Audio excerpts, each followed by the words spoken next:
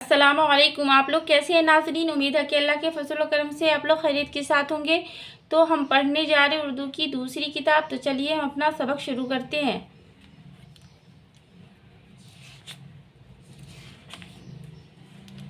तो आज हम पढ़ेंगे सबक नंबर 4।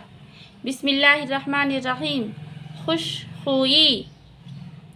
जिस आदमी की आदत, खसलत, तौर तरीक़ अच्छा होता है, सब उसकी तारीफ़ करते हैं। जो उससे मिलता है खुश होता है।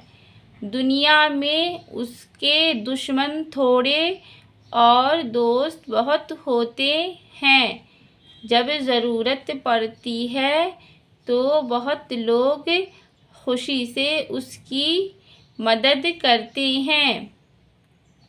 वो ऐसी बात नहीं कहता जो किसी को बुरी लगे। वो ऐसा काम नहीं करता जिससे किसी को तकलीफ़ पहुँचे। वो सबके साथ सुलह और नरमी और मोहब्बत से बर्ताव करता है।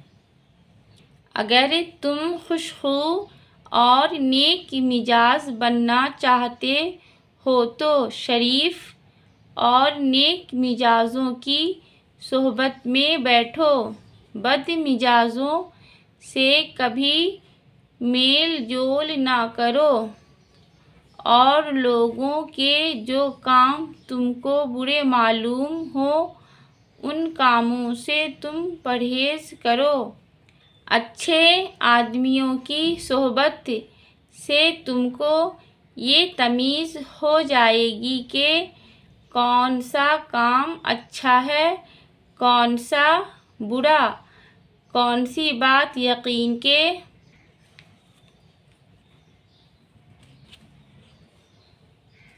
लायक है, कौन सी नहीं, कहाँ नरमी बरतनी चाहिए और कहाँ सख्ती।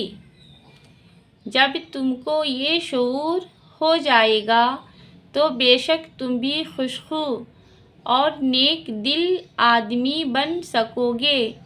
उस वक्त सब आदमी तुम्हारी इज़्ज़त करेंगे। आदत, तमीज़, शऊर, शरीफ, खुशखू, तौर, खसलत, सुलह, सोहबत, इज़्ज़त, आदत, हैबिट, तमीज़, सलीक़ा।